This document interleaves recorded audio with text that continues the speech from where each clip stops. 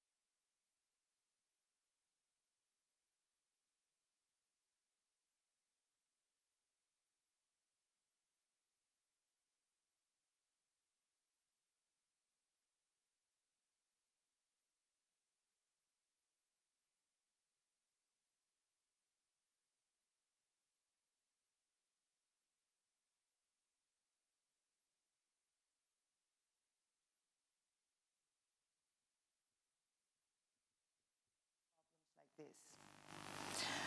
Well, we created the Citizen Participatory Audit Project.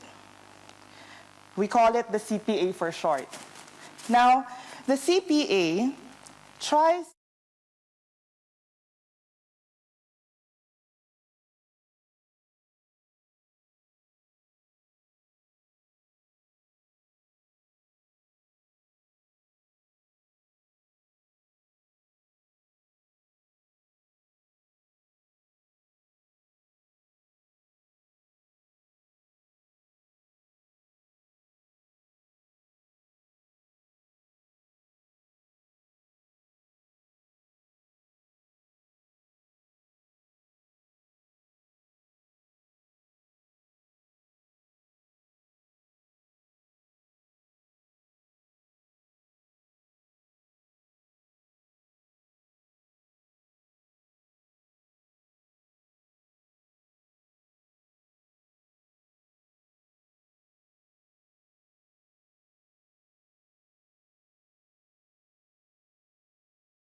with the Commission on Audit.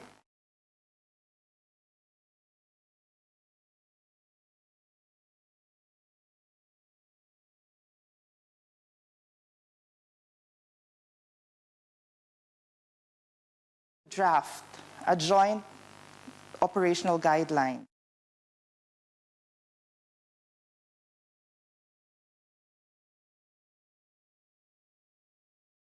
Was the beginning of how we want to build trust between citizens and government. Getting to know you sessions were also very important because that was one way, again, of building engagement, of continuing the dialogue. We needed to understand how government or how the Commission on Audit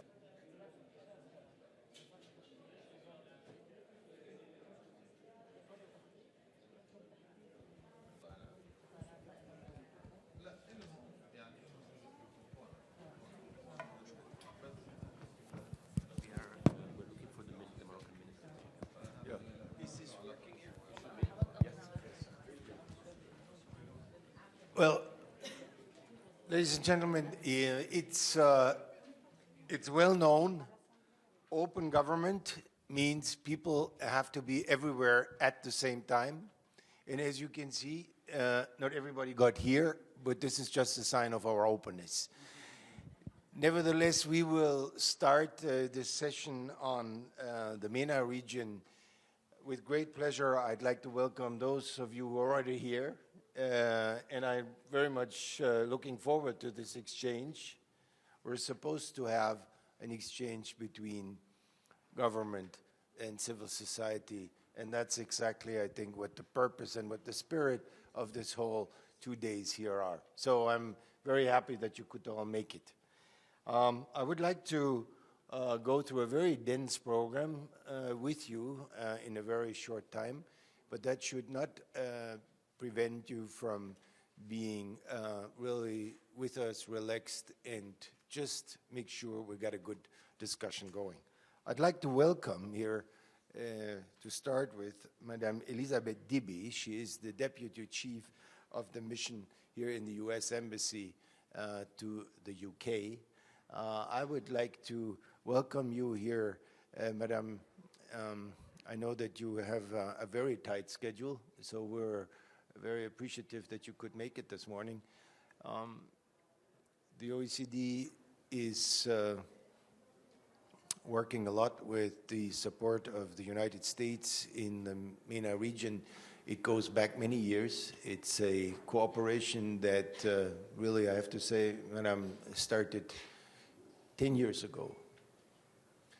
I remember that myself because we were traveling at the time with one of your senior officials, Mr. Hacklinger, through the region and tried to find out what was very important for the region, how could we support the developments there. Today we're talking about the MENA program, the MENA region, as a very, very exciting, very important part of the world that has contributed to many, many reflections on what needs to change, how can change be generated, what civil society can do, what role and what importance it has. So I think this is a perfect occasion, and I would like to invite you perhaps to tell us a bit about your own past, because I understand you have been familiar and you are very familiar with the region, but also what you're doing today here with us. Why don't you take the, yes, please. Thank you very much, Rolf. And for those of you who were expecting Ambassador Barzan, I'm very sorry to disappoint you. Something came up and he couldn't be here. But as Rolf said, I'm Elizabeth Dibble. I have recently arrived here in London as the Deputy Chief of Mission, but for the 2 years before that, I was the Principal Deputy Assistant Secretary in the Bureau of Near Eastern Affairs at the State Department. So this is a little bit like coming home to me to be with you. I want to thank the OECD for its work in this region. I'm familiar with what the OECD has done over the past 10 years. And really, it's what the Open Government Partnership is doing, too. It is helping to build capacity so that governments can deliver to their citizens. I mean, that's sort of boiling it down into a nutshell. Much has been written about the Arab Spring, which is a term I don't particularly like, but you know, the Arab Spring as a quest for democracy. I would posit that what started this chain reaction, or this chain of events in the region, was not about a quest for democracy. It was an expression of frustration by a person in Tunisia over corruption and the lack of transparency. This is a discussion, a debate that is still going on across the Middle East. It highlights why it is important for fora like this, opportunities like this, to bring governments and civil society together to talk about these issues: corruption, transparency, openness of government, and the role of civil society in feeding into what governments are doing. This is particularly important now as several countries are working on constitutions and building the institutions of the way going forward. There is also a tendency, I think, to talk about the Arab Spring as almost a snapshot. You know, just by saying the Arab Spring, it sort of limits it by time. But this is a process that's ongoing and unfolding, and it's different in every single country, which is why there is no one-size-fits-all solution to any of the problems that your countries are encountering. It also underscores why opportunities like this are so important, so that you can share ideas, best practices. There's no one model that works. I was in Tunis last year at the Forum for the Future, and I saw that very much in action. It was really a conversation. And it's an opportunity for governments, civil society to not only to interact, but to sort of share what they want the future to look like. I would argue that in my own country right now, the debate you're seeing over healthcare is a similar example of this, where you have government and civil society, and of course the US Congress, discussing how the United States deals with this issue. It's also, opportunities like this are important, but it's not a one-off. It should not be a one-off conversation. This has to be a continuous dialogue. And I think one of the most important benefits of opportunities like this is the creation of that dialogue and of networks and opportunities for people to come together. It's a constantly shifting conversation, and what works in Palestine doesn't work in Libya. What would work in Tunisia would be different than in Morocco or in Jordan. So it's an opportunity for everyone to compare notes. With that, I will stop now. I'm really happy to be here and look forward to this discussion. Thank you. Thank you very much, Elizabeth. Thank you for reminding us that there isn't one-size-fits-all solution. There are country approaches. And I think this discussion here today hopefully just inspires more solutions. That's where we want to go. Thank you so much for being with us. You know that we would like to have short interventions from different countries around the MENA region. I'd like to start with what I understand is a video intervention by Minister Latgam from Tunisia. Can we do that now? He would like to, I think, share with us how Tunisia has gone about the process to become a member of the Open Government Partnership. If you could please let that go. Thank you. Bonjour tout le monde.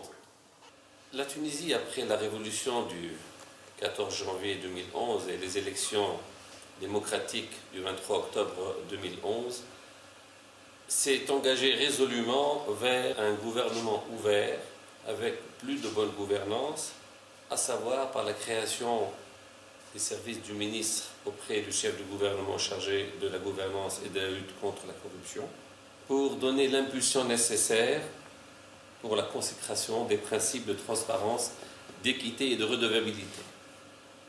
L'orientation stratégique pour l'instauration de l'OpenGov en Tunisie constitue une réponse aux évolutions qui marquent le nouveau contexte national.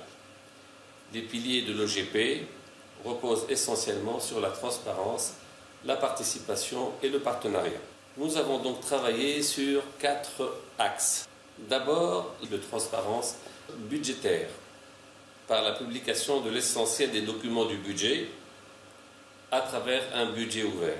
Pour l'année 2014, le projet de budget, qui sera incessamment adopté par le Conseil des ministres, sera publié en ligne à la disposition du public pour qu'au bout d'un mois, il sera débattu devant l'Assemblée nationale constituante. Nous travaillons aussi sur des indicateurs, sur un programme de transparence budgétaire. Deuxième point, la transparence ou l'accès à l'information. Une loi qui concerne l'accès à l'information a été promulguée début 2011, qui garantit au public le droit à l'information et l'accès aux données de l'État. Cette loi est essentielle à l'esprit et à la pratique de l'OpenGov. Actuellement, un nouveau projet de loi sur le même sujet est en cours de préparation et mis à la disposition du public pour discussion, qui touche essentiellement la responsabilité de l'accès à l'information, l'instauration d'une instance de régulation de l'accès à l'information et les sanctions inhérentes en cas de non-application de la loi. D'autre part, la création d'une plateforme de l'open data, date de juin 2012, donne la possibilité au public d'accéder aux données proactives ou à la demande. Troisième point, la déclaration du patrimoine. La loi de 1987 institue que les responsables administratifs et politiques déclarent le patrimoine de leur famille, à savoir le conjoint et les enfants à charge, à la Cour des comptes. Ces déclarations ne sont pas publiées. Actuellement, nous travaillons sur un nouveau projet de loi qui permettrait d'abord d'élargir le champ d'application de cette loi aux responsables tels que le président de la République et les députés, et d'autre part la possibilité de publier ces informations. Et dernier point, l'engagement citoyen par l'ouverture sur la participation des citoyens et son engagement dans la définition des politiques publiques et la protection des libertés. Une plateforme dans ce sens, une plateforme électronique, est actuellement à disposition du public pour discuter et participer et parfois dénoncer les cas de corruption ou d'abus de l'administration. Dans le cadre de la lutte contre la corruption, un certain nombre de projets ont été mis en place et des décisions dans ce cadre sont par exemple l'instauration de l'instance de lutte contre la corruption, la stratégie nationale de lutte contre la corruption et certains projets de loi tels que l'enrichissement illicite et les conflits d'intérêts, la protection des dénonciateurs et d'abus et des donneurs d'alerte, l'élargissement de la liste d'incrimination des cas de corruption, un projet de loi sur les organes de contrôle, un projet de loi sur les marchés publics et la transparence des marchés publics. Actuellement, une plateforme nationale électronique est mise en place pour les achats en ligne, e-procurement. Un programme de participation populaire électronique et de dénonciation à distance de cas de corruption est en cours d'élaboration actuellement. Cette plateforme électronique permet ce qu'on appelle le e-complaint. D'autres projets sur la transparence sont en cours, tels la transparence du financement des partis politiques et des associations, et aussi la transparence fiscale, à part la transparence budgétaire. La Tunisie a déjà exprimé son engagement et son souhait d'adhérer à l'OGP et pris toutes les dispositions nécessaires pour y être éligible par l'action participative et par la mise en place de la transparence politique et de gouvernance, notamment par la publication du projet de budget de 2014. Nous espérons être membres au courant du prochain printemps de 2014. Dans ce cadre, nous avons mis en place un comité de pilotage et un plan d'action de l'OGP. J'ai le plaisir de vous annoncer que la Tunisie sera l'hôte en octobre 2014 du 16e Congrès international de la lutte contre la corruption de Transparency International, ce qui nous poussera, nous Tunisiens, à travailler davantage dans ce domaine. Je profite de cette occasion pour remercier tous nos partenaires, toutes les organisations internationales qui nous ont aidés, ont guidé nos pas, particulièrement l'OCDE, pour l'assistance qui nous a été fournie dans cette phase délicate de la transition démocratique en Tunisie. Au revoir et je vous souhaite bonne continuation. Merci.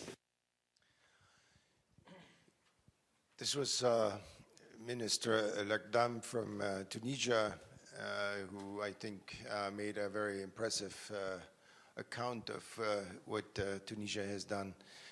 I'll just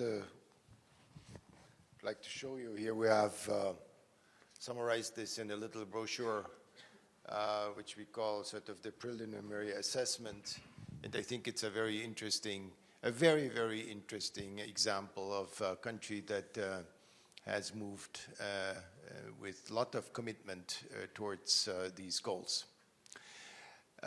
Minister Lakdam yesterday was here, but unfortunately he had to go back for, I'm sure you will understand, for some obvious reasons. Political process in Tunis requires simply his attendance. But we were very grateful to have him here. I'd like to talk to Mrs. Amira Yaoui. I think she's the president of Tunisia. as you can see, it's the next generation that takes over. Thank you very much for being here. She's the representative of El Bafsala, one of the most active NGOs, civil society organizations in Tunisia. I am delighted that you'll be with us, and I would like to invite you to make a few comments of perhaps a particular case of Tunisia. If you could also respect, please, the short time frame that we all have here. Thank you very much. Thank you. So Al-Bawsala is an NGO that monitors the Constituent Assembly of Tunisia. As many of you know, we are writing our constitution, and we will be voting for our constitution very soon. Unfortunately, the Constituent Assembly of Tunisia is everything but transparent. And on the other hand, we have many ministers and ministries who are very transparent, like Minister of Finance, the presidency, etc., etc. I was hearing Mr. Ladgham, and it was very interesting because Tunisia is one of the countries who did the most in the Arab region for transparency and for accountability, and it's true that we started our revolution for accountability. But Tunisia has this big chance that we are never satisfied, and this is why we want to go further, and we want to be not a good Arab country on transparency, but a good country on transparency. And this is our goal as civil society. This is why we are very hard on the government.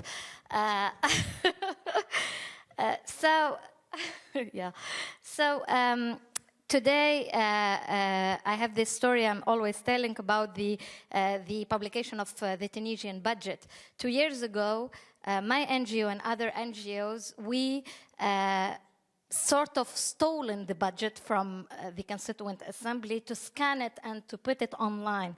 And we scanned thousands of papers to get the budget online. A year after, the budget has been given to the MPs through a CD, so it was somehow usable. And this year, it is published by the government, and that is very good, and that shows you the progress. But 2 years ago, it was a crime to do what we've done, because we really stolen it from the MPs. Today, in Tunisia, I think, and we agree on that, we want to be in the OGP next year. That's our goal, and we are doing everything with the government, with civil society, and more, and most important, with the citizens to get to the OGP next year and to commit to what is accountability and transparency, because this is what triggered our revolution, and this is why today we will be hopefully a democracy in few years, a real democracy. Access to information in these kind of countries is also important, not only for those who have access to internet, and this is very important. When I hear Mr. Ladgham saying we will create portals, it's good. Of course it's good. We have an anti-corruption portal already working, but it's only in French. Tunisia speaks Arabic. Most of Tunisians speak Arabic. So we have these short problem, which is, for now, transparency and accountability is an elite problem and is driven by elite, and we don't think how it is important for the citizens, for those who started this revolution, and how they are really in need of this transparency, of this accountability, because this is the only answer to corruption in Tunisia, which is for now a very corrupted country. So what I will suggest for us, and I think this is something that we share in the MENA region, all of us, is how can we talk about accountability, transparency, good governance, etc., inclusively with people who don't have access to internet, who don't speak languages, they speak only their language, who are poor, who don't have the time really to focus on that, and how can we facilitate their life through this? I've seen many very excellent experiences here from India, from Pakistan, and this kind of country, and I think we should really think about it, because portals will never solve the problem of transparency in this country, and in Tunisia, that's for sure. Thank you. It was short. Thank you very much, Amir. I think very wise words. I would underline very much, portals are helpful, but they have to be user-friendly. Otherwise, they are not serving a lot of circumstances. Mr. Salami, I know that you are here with us also. You are the coordinator in Tunisia, so we will come back to you, but welcome that you are with us. And thank you very much, Amira, for your comments here. I'd like to turn to Morocco. I'd like to welcome Minister Moubdi. Monsieur le ministre, il était nommé très récemment. Une semaine, et ça veut dire c'est quelqu'un qui est là avec tout l'enthousiasme de débutant, si je peux dire. Je suis ravi de vous voir parmi nous. Le Maroc a un rôle très important dans nos activités dans la région. Vous savez, il est coprésident de notre groupe qui s'en occupe de tous les pays de MENA, une responsabilité très importante, au moins pour tous les gens qui veulent aider le Maroc, mais qui veulent aussi faire un grand effort pour vous faire participer et réussir à participer dans le Open Government Partnership. Est-ce que je peux vous poser une question, même après une semaine seulement de nomination? Comment vous voyez le rôle de transparence, tous les objectifs de Open Government Partnership pour faciliter, pour encourager le progrès économique et social au Maroc? Merci beaucoup, Monsieur le ministre. Merci, Monsieur le Président. D'ailleurs, je vous remercie encore une fois parce que, avec ces mots d'encouragement, ils vont m'enthousiasmer encore plus. Elles vont me donner encore le courage et la volonté d'œuvrer parmi vous. J'ai eu le plaisir d'être ici hier. J'ai suivi les travaux d'une manière très assidue. Un bon élève, pour moi, c'est ma rentrée scolaire. Donc, je venais très tôt ici. J'ai essayé de rencontrer plusieurs responsables qui m'ont donné l'envie d'œuvrer et de connaître plus et de participer encore plus au développement que connaît notre pays dans le cadre de l'activité de ce groupe qui m'a beaucoup enthousiasmé, surtout hier avec l'ouverture de ce sommet par d'éminentes personnalités, notamment David Cameron. Et j'étais surpris parce que moi, je suis de formation technicien, je suis ingénieur des mines. Mais quand j'ai été nommé à ce poste-là, je me suis dit, que ferais-je en tant que technicien de ce monde? Mais il faut dire que depuis une semaine, je ne cesse d'être passionné par ces dossiers, par ces activités, par ces enjeux très importants dans le développement de la démocratie au sein des pays comme le nôtre. Le Maroc, c'est un pays qui œuvre depuis plus de 10 ans à mettre en place des structures de base pour un État moderne, enthousiaste, ouvert, démocratique. Et c'est pour cela, grâce à ces chantiers, que nous avons été épargnés par le printemps arabe. Aujourd'hui, le Maroc continue à œuvrer avec des pas très sûrs, très sereins. Il a essayé et il a mis en place des structures qui garantissent les droits de l'homme, les droits à l'expression, le droit de la femme. Nous sommes encore sur d'autres chantiers, tels que la transparence, les outils de contrôle et de suivi sont là, notamment pour les aspects budgétaires. La Constitution de 2011 est venue pour ancrer davantage cet enthousiasme et il a défini les responsabilités claires dans ce sens-là. Aujourd'hui, cette Constitution prévoit et même précise qu'au niveau budgétaire, ces aspects-là sont ouverts au public. Nous sommes en train de mettre en place les outils qui permettent au public et aux ONG d'accéder à cette information. 2, il y a une loi encore de promulgation au sein du Parlement. Il a traversé le chemin périple du Conseil de gouvernement. Aujourd'hui, nous sommes au stade final pour garantir l'accès à l'information. C'est un outil très important. D'autre part, la déclaration du patrimoine. Et pour nous, c'est une action qui est déjà lancée depuis 8 ans. Et pour vous dire que si ces axes et ces exigences d'accès à l'ONG sont aujourd'hui une réalité, nous l'avons fait depuis plus de 10 ans par conviction pour bâtir un État moderne et ouvert. Et nous n'avons, pour répondre à votre question, Monsieur le Président, nous, Maroc, nous n'avons pas le choix que de démocratiser notre pays à toutes les échelles. Nous sommes là pour ça. Un gouvernement nouveau, un gouvernement démocratique, des élections libres, claires, transparentes.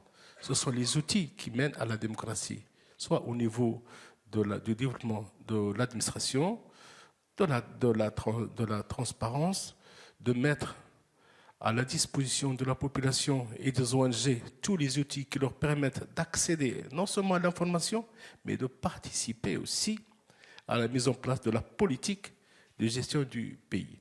Nous en sommes fiers, nous le serons encore une fois avoir accédé à l'OGP, qui est une organisation, un club des grands. On se chauffe dans la chambre à côté pour qu'on puisse être parmi vous dans quelques jours. Nous sommes pratiquement prêts, nous sommes à un point. Nous souhaitons quand même qu'on vienne pour participer avec vous, pour tirer profit de vos expériences, pour mieux outiller, consolider ce que nous faisons, mais aussi nous pouvons contribuer en tant que pays en développement par notre petite expérience, modeste qu'il est, mais il peut aussi ajouter un petit chouïa intrinsèque au Maroc. Monsieur le Président, je suis très heureux, très content. Je vous souhaite bon courage et à très bientôt pour qu'on soit officiellement avec vous. Merci beaucoup, Monsieur le Président. Merci beaucoup, Monsieur le Ministre. Je vous souhaite personnellement bon courage pour vos responsabilités et bon courage pour le Maroc d'être plein de succès vis-à-vis de l'OGP. On va être avec vous comme d'habitude. Merci, Monsieur le Président. Est-ce que je peux inviter Monsieur Fouad Siari de faire quelques commentaires, surtout sur la question de la liberté d'information. Monsieur Siari, il est le directeur de la Transparency Maroc, observatoire de la corruption. Merci pour être venu et la parole est à vous. S'il vous plaît, respectez aussi le temps. Merci beaucoup. Monsieur le ministre, Monsieur le Président, je voudrais d'abord remercier Mesdames et Messieurs de l'OCDE de nous avoir permis de participer à cet atelier aujourd'hui. J'ai essayé de respecter le canevas qui m'a été envoyé par l'OCDE pour répondre à quelques questions, mais je voudrais tout d'abord vous dire que nous nous réjouissons aujourd'hui de la proximité de Monsieur le ministre. C'est une chose dont nous ne pouvions même pas rêver il y a 2 ou 3 ans. C'est donc pour nous un élément d'optimisme et un élément qui nous encourage. Ceci étant dit, quelle que soit la situation de la corruption au Maroc, quel que soit le qualificatif retenu, endémique, systémique, culturel, tous les indicateurs, aussi bien nationaux, la Cour des comptes et le Conseil économique et social, pour ne citer que ces deux-là, que les instances internationales, le Doing Business, Transparency International, l'indice de la corruption ou le baromètre, indiquent que le Maroc vit un véritable fléau en ce qui concerne la corruption. À titre juste d'indication, sur le dernier baromètre et sur 1040 personnes interrogées au Maroc, 71% des personnes disent que la politique du gouvernement marocain est inefficace en matière de lutte contre la corruption. Cet indice vaut ce qu'il vaut, 10 plus ou moins par excès ou par défaut. C'est un indicateur qui est quand même inquiétant. Et maintenant, pour revenir à la société civile et à son rôle et sa participation dans la gestion de la gouvernance, bien que nous ayons dans notre nouvelle constitution des articles 12, 13 et suivants qui constitutionnalisent la participation de la société civile.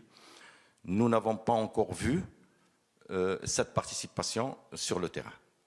La société civile au Maroc est une société civile qui est mûre, adulte, pleine d'ingéniosité. C'est un incubateur d'idées. Il serait dommage de ne pas profiter de son apport et de ses idées.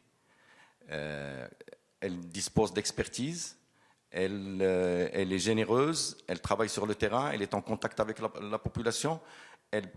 En ce qui concerne Transparency Maroc, nous avons toujours été presque un auxiliaire du gouvernement, puisque nous avons participé par notre expertise à l'amélioration de certaines lois, à la protection des témoins et victimes de la corruption, la loi sur le droit d'accès à l'information et la réforme de la justice et tant d'autres. Cependant, le chantier est encore à finir, il reste encore beaucoup de choses à faire. En particulier sur le droit d'accès à l'information, dont la loi organique n'est pas encore sortie, mais qui est en discussion. Le projet de cette loi est inquiétant à plus d'un titre, et notamment en ce qui concerne les exceptions. Il est aussi inquiétant en ce qui concerne les donneurs d'alerte, en particulier et notamment dans la fonction publique. Parce que nous vivons en ce moment une situation qui décourage toute personne constatant, voyant ou étant témoin ou victime de dénoncer. Comment nous gérons ce déficit ? Transparency Maroc développe un plaidoyer, la formation sur les nouvelles technologies de l'information auprès de la société civile et des citoyens et même de quelques administrations, sur la participation citoyenne dans la gouvernance locale, sur le journalisme d'investigation au service de la transparence et de la lutte contre la corruption, sur la reddition des comptes, etc., etc. Ce sont plusieurs fronts que Transparency Maroc a ouverts pour aider à avancer dans la transparence et dans la bonne gouvernance. Nous étions jusqu'à quelques années très pessimistes, mais nous constatons qu'il y a quand même, maintenant on nous écoute, quelquefois on nous écoute pour nous faire plaisir, quelquefois nous entendons des déclarations d'intention, mais toujours est-il qu'on nous écoute. Et nous finirons par obtenir gain de cause et les personnes qui nous écoutent finiront par se rendre compte, et d'ailleurs nous le ressentons tous les jours, il y a une amélioration dans l'écoute et il y a un échange qui se crée. Nous espérons que cela va s'améliorer et nous espérons pouvoir arriver à travailler en commun avec le gouvernement. Nous sommes là pour ça et la société civile du Maroc est pleine de bonnes intentions. C'est un auxiliaire de l'État et l'État peut compter sur la société civile au Maroc pour l'aider à avancer. Merci beaucoup, mesdames et messieurs. Merci beaucoup, monsieur. C'est vrai. Écouter, c'est déjà quelque chose de très important. Hein? Être entendu, c'est mieux. Et faire l'action, c'est le résultat. Mais écouter, c'est un très bon commencement. Quelquefois, je trouve, on parle trop pour émettre et pas pour écouter. Merci. Je voulais juste dire, pour tous qui sont intéressés, bien sûr, nous avons ici aussi une publication qui s'appelle Preliminary Findings sur le Maroc, pour votre information. On va continuer maintenant peut-être dans un autre contexte. Ici, on a eu deux pays qui étaient très intéressés de devenir membre. On va continuer maintenant avec la Libye. And I would like to really welcome the Minister Ghani, who joins us. He's the Minister of Planning in Libya. I think a very, very important role. I know that planning is in many parts of that.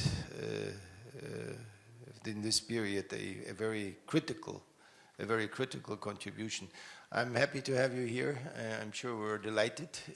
We'd like to ask you how you see your current plans in the context of those questions of integrity, transparency, accountability, and participation of citizens. It's a long question, but I would be delighted to have a few of your comments here. Thank you so much. And I think we can make sure, Minister, that we'll also stay within the time frame. Thank you so much for being here. بسم الله. بداية اسمحوا لي أن أتكلم بالعربية. الحقيقة طبعا كما يعلم الجميع ليبيا تمر بمرحلة انتقالية.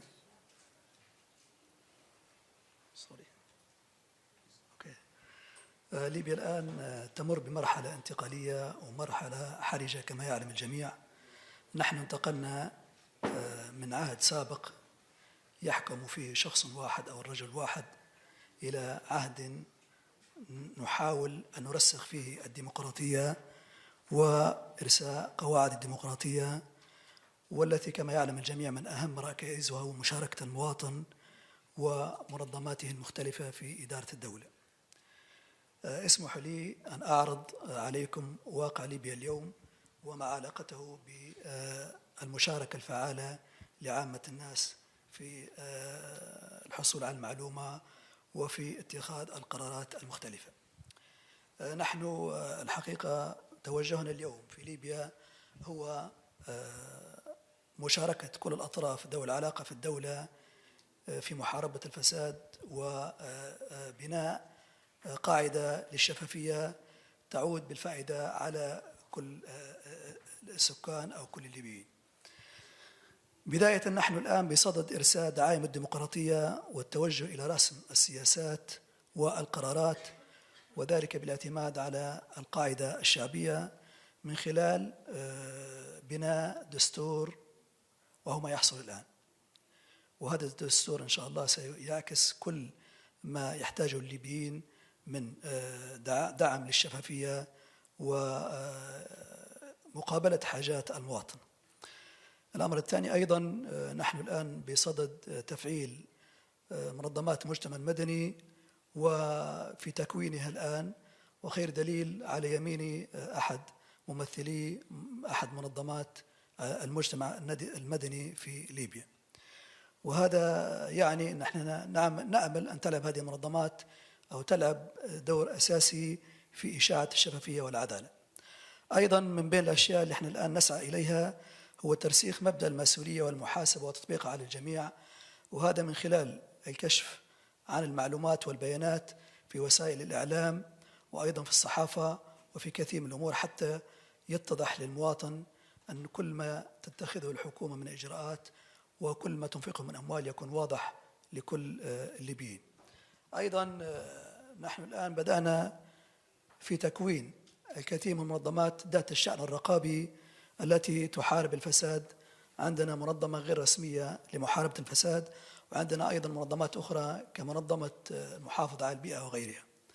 أيضا نحن الآن بدأنا نستخدم في التقنية، والدليل على ذلك هو إتاحة الإنترنت لغالبية كبيرة جدا من الليبيين وفي مناطق جغرافية مختلفة، وهذا أعطى فرصة للليبيين للمشاركة في معرفة في اتخاذ القرار وفي بدء الرأي وفي الحصول على المعلومة.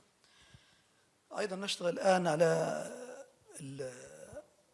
الإي جوفرمنت اللي هو الإدارة الحكومية أو الإدارة الإلكترونية، وهذا أيضا ماشيين فيه مشوار تقريبا ننتهي من هذا المشروع لنشر المعلومة بين الدوائر الحكومية ذات العلاقة وبين أيضا الدوائر غير رسمية. أيضا من بين الأشياء اللي نحاول أن نعمل على تفعيلها بشكل كبير وهو تفعيل القطاع الخاص إلى جانب القطاع العام. كما نعلم جميعا في العهد السابق كان يسود ليبيا القطاع العام فقط، لا يوجد قطاع خاص. الآن بدأنا في تفعيل هذا القطاع في كل مجالات الاقتصاد الليبي، وهذا أيضا سيعطي فرصة لتفعيل وجهة نظر القطاع الخاص، وأيضا في تنمية الاقتصاد الذي سيعود أيضا بالفائدة على باقي شرائح المجتمع. لا شك أن هناك تحديات لربما أشير إليها تواجه الليبيين اليوم، وقد تكون هي يعني إلى حد بسيط عائق في سبيل تحقيق ما نصبو إليه من محاربة الفساد وأيضا من سيادة للشفافية. منها الثقافة التي تركها النظام السابق لنا. النظام السابق بقى عندنا 40 سنة، وهذه كافية لترسيخ كثير من القيم والمبادئ التي نحن نحارب فيها اليوم ونحاول أن نغيرها. أيضا نقص الخبرة لدى الليبيين في مجال منظمات المجتمع المدني والرقابة غير الرسمية، وهذا أيضا في طريقنا إلى التغلب عليه بإنشاء وتوعية الناس عن طريق المؤتمرات والندوات وورش العمل واللقاءات المتكررة مع منظمات المجتمع المدني. أيضا هناك تحدي آخر وهو ضعف نظام الإعلام. الإعلام مهم جدا في هذا الجانب، والحكومة الليبية الآن حديثة العهد بالإعلام الحر وتعدد مؤسسات الإعلام والإعلام غير الرسمي، وهذه الأشياء كلها بإذن الله ستساهم في ترسيخ الديمقراطية وأيضا الشفافية. أيضا لدينا تحدي آخر وهو دور التعليم. دور التعليم ضعيف لدينا الآن، ونحن بصدد أيضا إعادة النظر في النظام التعليمي بأكمله بحيث يكون هو عامل مساعد على ترسيخ الديمقراطية ومحاربة الفساد والشفافية بين مؤسسات الدولة. لعلي أخيرا أشير إلى ضعف دور المنظمات الدولية في ليبيا، وهذا لعله بسبب من أسبابه يعني حال الأمنية داخل البلاد. فنأمل نحن مستقبلا أن يزيد دور هذه المنظمات الدولية في توعية المؤسسات وفي بث المعلومات والبيانات عن تجارب العالم الآخر. نحن الآن بدأنا نشارك الدول الأخرى والمنظمات الأخرى في مؤتمرات وفي ندوات وورش عمل خارج ليبيا، ولعل هذا أيضا من أهدافه هو تحقيق ما نصب إليه في هذا الجانب. نأمل نحن بمشاركتنا اليوم أعطيناكم بعض ما هو واقع في ليبيا. نشكركم جميعا على هذه المشاركة، وأيضا نشكر إدارة هذه الجلسة على ما بذلتها من جهد، ونأمل أن نتواصل معا في لقاءات ومؤتمرات وورش مستقبلية إن شاء الله، وذلك للنهوض بواقع الليبي إلى أفضل حال. شكرا للجميع. السلام عليكم. Thank you very much, Minister. Thank you very much for this important overview of your activities. I'm sure that the challenges are important, to say the least. Can I just ask Mr. El-Gayed to make a few comments on what the Libya Policy Forum would sort of respond to the challenges these days? If you could be short, please. Yes, of course. Thank you, Chair. Unfortunately, I tend to disagree with some of our Minister's comments today. A lot of these initiatives that he mentioned are, in fact, theory. However, us as civil society have not seen anything in practice. Again, I understand, and we understand, that the challenges are immense. Obviously, the security situation is the elephant in the room, and we all know that will hinder any progress towards democratization of Libya. However, I think that there are more challenges, and some that may have priority before the security situation. I mean, people watching following the media on Libya and the events in Libya see a very gloomy picture in terms of the security situation. However, it's not as bad as it seems. The figures floating around mention approximately 16 million pieces of weapons are circulating around the country, which puts it to 3 weapons per capita. However, business thrives, people are still going to work, schools are open, everything is functioning quite fine. My opinion, and in our opinion, the biggest challenge is reconciliation. Reconciliation between the victors and the vanquished. The vanquished being half the population. These have been robbed from their basic rights, robbed from their rights to vote. We have approximately 1.3 million Libyans that are displaced externally, some in our neighboring countries in Tunisia and in Egypt. And these people have not been involved in any dialogue whatsoever with the state and in the process of the state formation. The other challenge, in our opinion, is the economic challenges. The government, unfortunately, has taken upon itself to make some unwise policy decisions in terms of its economic policies and fiscal policies. It's buying security, paying off the so-called militia groups to allow them to continue their work without referring to the macro economic situation of Libya. And this is a problem. This is a problem, especially, I'm sure all of you have read over the past few months, with the shutdown of oil terminals. Production has basically gone down to approximately 100,000 barrels from 1.6 million. So there's no money coming in. Libya will inevitably have a deficit by the end of this year, and that has never ever happened in the history of Libya. We have the budget for this year is approximately 68 billion, most of which has been spent. We do not know where.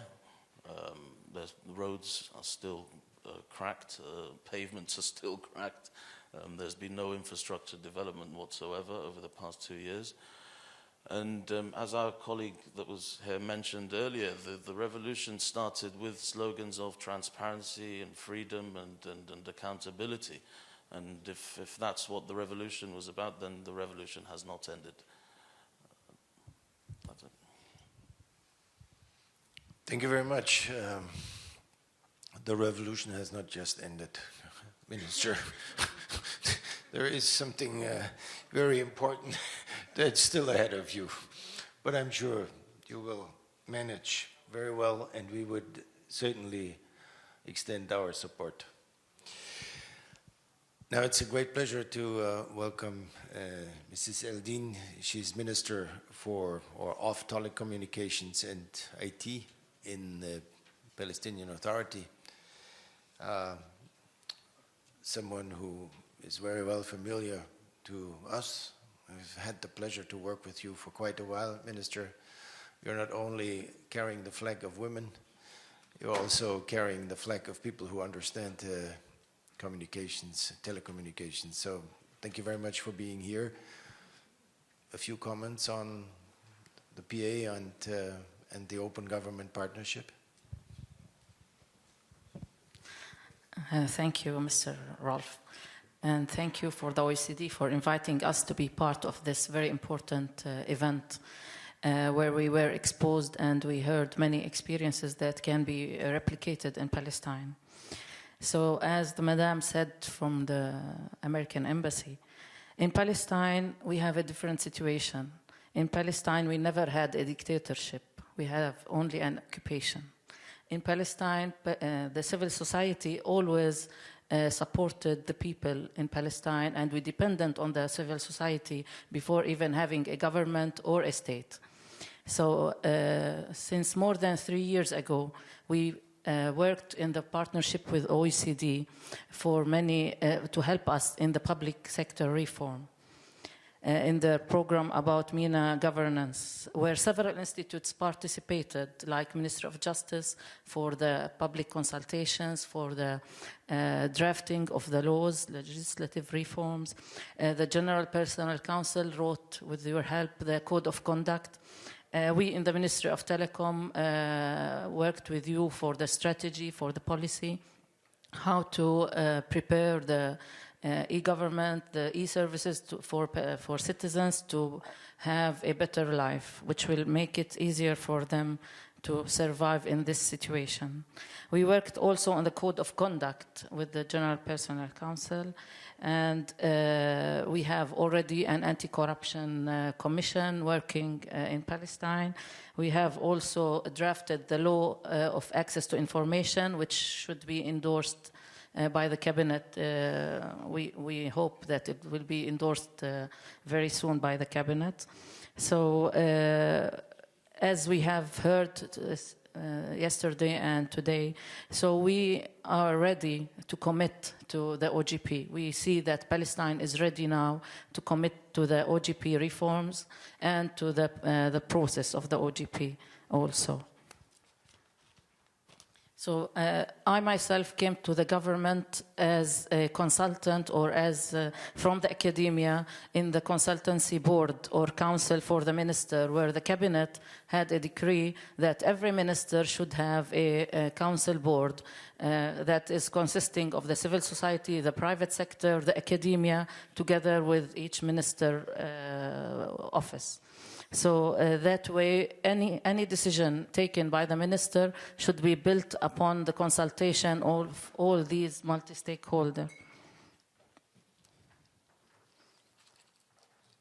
So also regarding e-government and what we have done also in e-government related to the policy document, the strategy that we have worked together on, we have the one-stop shop. Also, we are preparing the one-stop shop with that will be also helping the citizens to have their the government services anywhere, not only citizens but businesses also, and in cooperation with the civil society. So if we look at all the criteria of the OGP, we think that we are ready to continue with the access to information, the e-citizen participation, the fiscal. Also, I forgot to speak about the fiscal. The Ministry of Finance has a website where all its budget is also published since a long time ago.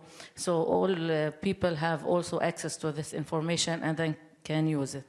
And we have heard yesterday also a commitment of the Prime Minister of Britain, as well as Mr. John Kerry. So this also makes us more enthusiastic to be a part of this OGP.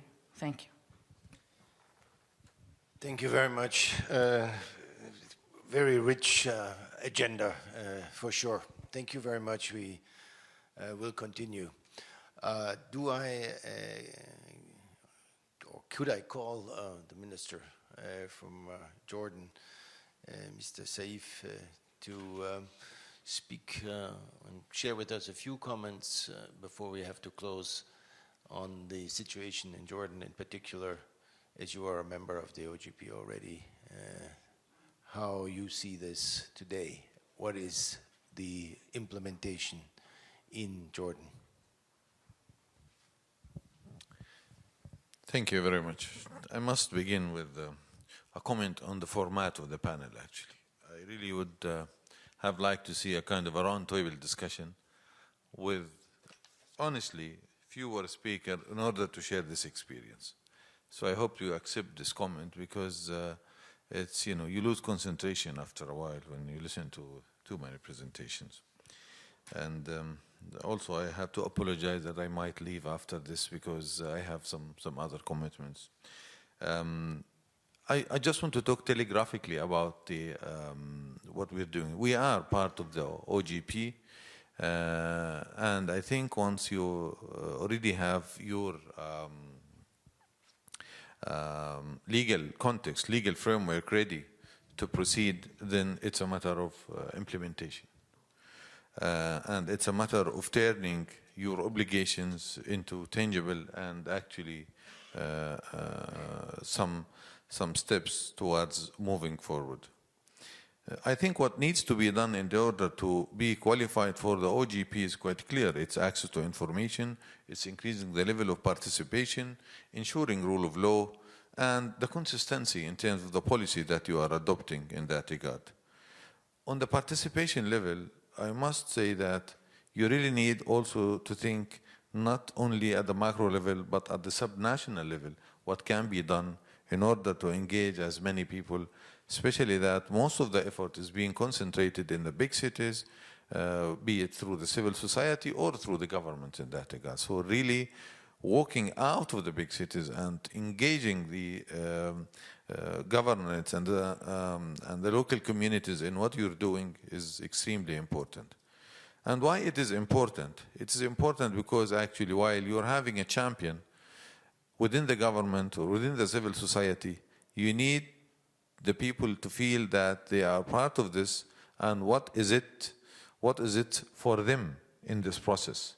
How can we improve the public service, and how can that be reflected at the local, the host of the at the domestic and sub-national level, so they can also support such initiative and push for it further and further. Also, maybe few the issues that needs to be addressed within the OGP is what form of governance and government that you want. The governance pillars are quite clear, but whether a centralized or decentralized form of government is better for the local community to take part in this or not, I think this is important. And this is something that, you know, should be decided at countries level in that regard. And that would also guide in some public support for such hard steps. The road is bumpy, the road is hard. Whenever you want to open your box, whenever you want to engage the community, actually the policy making become much more difficult. But then it is much more sustainable in a way, and then it must be sort of something that you can live with that. In Jordan recently, after we joined the OGP actually, we had an initiative where there is an integrity committee that was formed by the highest sort of authority in the country. It was authorized actually by His Majesty the King to have that committee. And then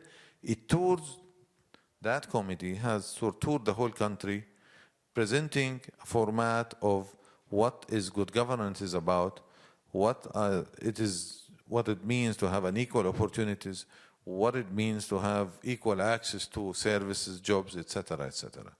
And that should be culminated in a kind of a charter, a national charter that should be adopted, and then there will be an action plan in that regard, you know, on how we can translate at least the consensus that was kind of reached within these consultative meetings in order to translate that.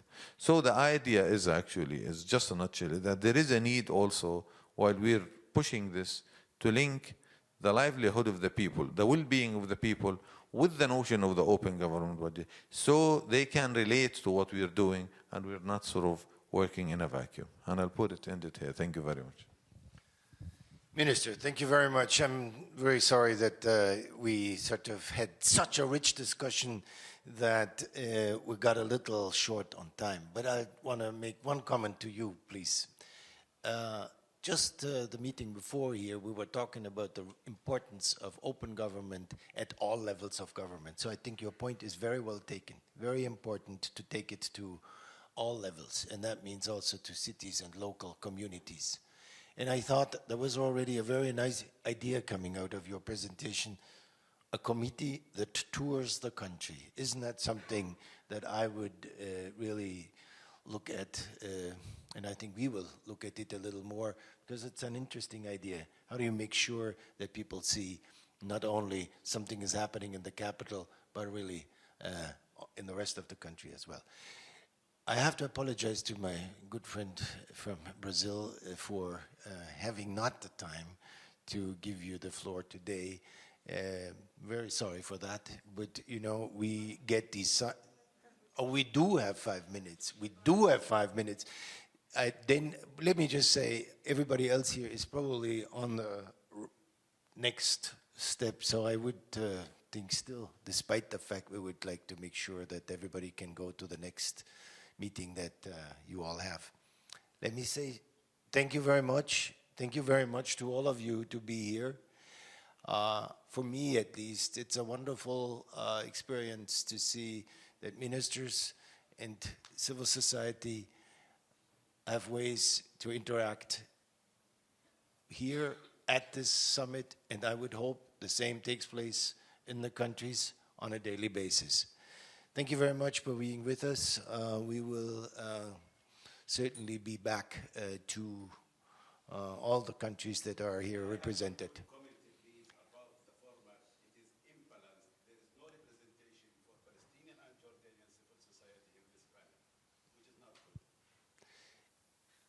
Sir, this is true, as you can see, for an hour. I think we have tried to manage a lot. I understand. No, I understand your point, but